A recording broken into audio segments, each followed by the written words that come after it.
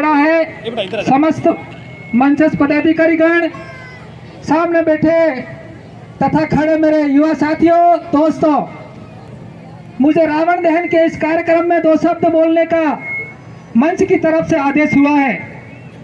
आज से करीब 10,000 साल पहले माता सीता का, यहाँ हम जिस धरती पर, कोटड़ा की धरती पर खड़े हैं, यहाँ से 771 किलोमीटर दूर नासिक से माता सीता का अपहरण हुआ था। माता सीता के अपहरण के बाद में उसको लंकापति रावण उसको लंका लेकर गया था, जहां अशोक वाटिका के अंदर माता सीता को कैद रखा था।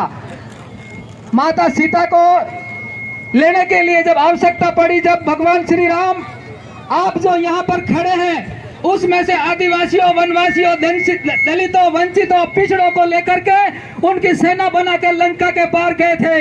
किसी भी राजा महाराजाओं को उस समय के हमारे भगवान श्री राम नहीं लेकर के गए थे। आपको और हमारे जैसे लोगों को जंगलों, पहाड़ों में रहने वाले, झोपड़ियों में रहने वाले लोगों की सेना बना करके लेके गए थे, क्योंकि भगवान को भी पता था ये जो लोग हैं हमारे, जो इनके अंदर सच्ची आस्था है, ये जो जंगलों पहाड़ों में बसते हैं, ये लोग मेरा सच्चा साथ दे सकते हैं, ये हमारा कभी पीछा नहीं छोड़ेंगे। इसलिए भगवान राम की आपको और हमारे पूर्वजों को लंका के पार लेकर गए थे। आप सबको पता है वो युद्ध हुआ था, वो युद्ध सिर्फ 8 दिन चला था, और उस विश्व विजेता, उस तीनों लोगों को अपनी मुट्ठी में एक करने वाले उस रावण को आप और हमारे जैसे लोगों ने 8 दिन के अंदर उस बड़े बड़े महारथियों को चकनाचूर करते हुए रावण को हरा करके माता सीता को वापस भारत लेके आए थे। ये मैं आपको इसलिए देना चाहता हूँ, हमारा पूर्वज कौन है, हमारा खून कौन है, हमारी संस्कृति कौन है, हमारा वंश कौन है, हम कहाँ से आते हैं। आज इस कोटड़ा के अंदर या फिर ट्राइबल एरिया के अंदर या भारत के अंदर वामपंथी और नक्सली विचारधारा के लोग कहते हैं आदिवासी हिंदू नहीं है, फलानी जाति हिंदू में नहीं आती है। इस प्रकार से भ्रमित करने के प्रयास चल रहे हैं। युवाओं, आप मुझे अगर सुन रहे हो तो आपसे मैं कहना चाहता हूं, हमारे और आपके पूर्वज सनातन संस्कृति के, हिंदू संस्कृति के कोई रक्षक है तो आपके और हमारे पूर्वज है। आज इस समाज का, आने वाली संस्कृति का भविष्य आपके कंधों पर है। आप जो मुझे सुन रहे हैं उनके कंधों पर है। आपको सोचना है। सोशल मीडिया, यूट्यूब, व्हाट्सएप पर, जो आज व्हाट्सएप यूनिवर्सिटी पर बहुत बातें चलती है आपको भ्रमित करने के लिए, आपको नक्सलवादी बनाया जा रहा है, आपको हिंदू समाज के विरुद्ध में खड़ा किया जा रहा है।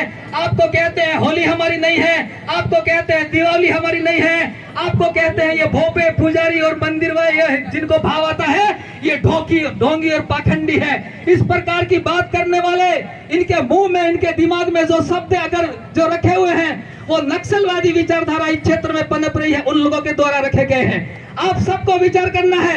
आपके समाज में, परिवार में आपका बच्चा कहाँ जा रहा है, कौन सी भाषा बोल रहा है, किसका संगीत कर रहा है, उसके ऊपर ध्यान दीजिए। नहीं तो आने वाले समय में ये समाज विरोधी हो जाएगा, ये नक्सलवादी हो जाएगा, ये समाज आतंकवादी बन जाएगा। इसलिए इस समाज को संभालिए, आपकी और हम सबकी जिम्मेदारी है। इस रावण के बेस में, हम इस रावण को तो सदियों से 10,000 साल से जलाते हुए आ रहे हैं, लेकिन हमारे समाज के अंदर भी रावण जैसी बुद्धि के लोग पैदा हो रहे हैं। देवी देवताओं का विरोध कर रहे हैं, मंदिरों का विरोध कर रहे हैं, भगवान राम को काल्पनिक कह रहे हैं।